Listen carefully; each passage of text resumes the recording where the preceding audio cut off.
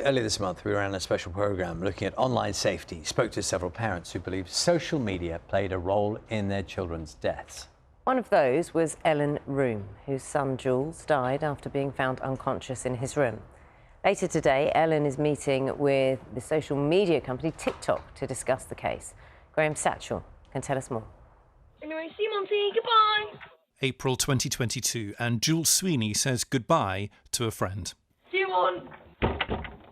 Less than 2 hours later, his mum Ellen found him unconscious in his bedroom. There was no indication that anything had been wrong. Jules's death came out of the blue. Jules was always a happy-go-lucky boy. His family have posted a series of home videos on Facebook to pay tribute. At his inquest, the coroner ruled it was unlikely that he'd intended to take his own life. Ellen is determined to find out exactly what happened and believes the answer may lie in his use of social media, perhaps from an online challenge that went tragically wrong. Ellen has started a petition to call for a change in the law to allow parents to access their children's accounts. It comes after she hit a brick wall with social media companies when she asked to see her son's data. Speaking on this programme, she explained her frustration. I don't have the right to see my child's social media. And we can see medical records, bank statements, but not their social media. And that's wrong. I should be able to at least rule out if it's that. And if it isn't that, then why are they hiding it? Why can't I see it? I know you can do this, Mum. Be strong and stay brave. Ellen says the loss of a child with no answers is horrific. She's meeting TikTok later this morning and will continue to fight for the truth. And we can speak to Ellen now. Very good morning to you, Ellen. And I often think it's never the wrong thing to say, I'm so sorry for your loss. And how you feel now will not be hugely different, I imagine, from how you felt immediately afterwards, because in part of the many, many questions that remain for you. Today is an important day. You meet TikTok. What are you hoping for? What questions will you be asking? It is. Well, I've asked them for his data and they haven't done that. So I'm not sure why they want to speak to me as opposed to just giving me the data I want. So it would be quite interesting to see what they say. So just explain that for us, Ellen. As you're going into this meeting, you've asked for what you want to see, and thus far the answer has been, yes, well, you can't have it. Well, yes. So without a court order, I was told that I couldn't get his data. And so they have said that they would have a meeting with me. But is that to give me the data, or is that, I don't understand why we need a meeting as opposed to handing over the data. I dare say, and we will obviously talk to you afterwards and find out more. I dare say you have things regardless that you wish them to know about what's happened to you and how it's affected you. I do, as a parent, and there's more of us, we appeared on your programme the other day, there's a group of parents that all want information.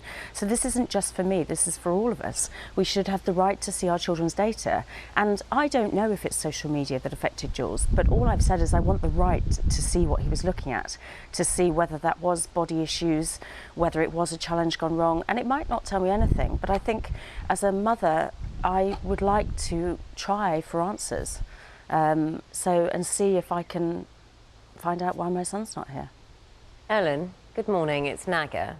What's their reasoning for not giving you the data? Morning. I don't know, actually, and that's interesting because I can't get to the bottom of what law is protecting that I can't have my child's data. They have just said without a court order, then I can't obtain that. And so I involved my MP, who's Alex Chalk, who has written to the Attorney General. And the only way we can do it under that route, so I'm pursuing both options, is to go back and reopen the inquest so that the coroner has the right to demand the information. Ellen, I don't know who you're meeting, and that may well be private at TikTok, but you will talk to them about the data. But as Charlie said as well, there are other issues I imagine you will want to bring up when it comes to the effectiveness or the will of them to protect children and the content that children are seeing. Is that true? Oh, completely. And the more I've you know, with my campaign and doing this, I've learnt more and more that there are so many images on their site that I wouldn't want to see myself, let alone a child. And they really should be doing more. There's no age, you know, they can, well, there is an age limit, but children can just say, yes, I'm whatever age, and I can't remember what you need to be for TikTok, and obviously bypass it. There needs to be some more security about protecting how children access it. And it's not just mobile phones, because they can access it on a computer. So if they're doing schoolwork and they're on TikTok, you know, there's got to be more controls. It's not just about saying on a mobile it's a problem. You can access it on a website. That's a big problem, which means they need to change the security and they need to protect what our children are seeing. I don't know, Ellen, how much contact you've had with Jules's friends and, you know, the children that were around him and what they're still able to see, but you must be here. You must please tell me what they're saying to you and how perhaps they want to be protected or shielded and just be allowed to be children for as long as they can. Well, Jules was 14, so his friends are now 17, most of them all coming up to 17. And so they're a little bit older, so they can look back and say, well, actually, what they do see, it's not good for the younger generation. And at 17, they are a bit more mature. But I think there's still a lot of his friends that have been affected by Jules's death. And looking at some of their phones and thinking, you're seeing stuff that it's just not age appropriate. It's just wrong, in my opinion. And I've never dealt with TikTok. You know, I think I had an account temporarily and sort of thought, oh, it's fun.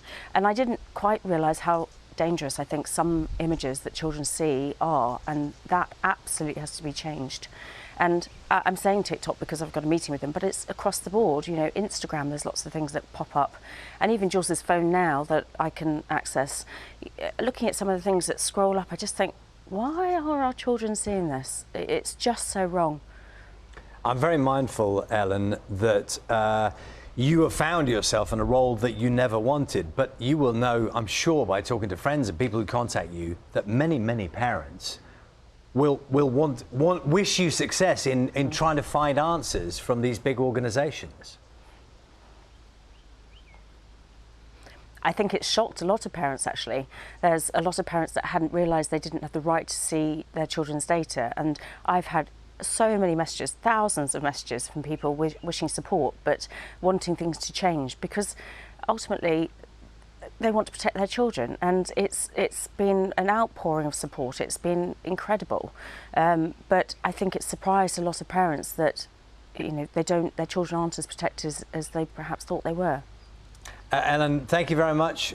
We will look forward to hearing from you as much as you can tell us after your meeting. That's Ellen Roome, who is meeting with TikTok today to talk about the death of her son, Jules.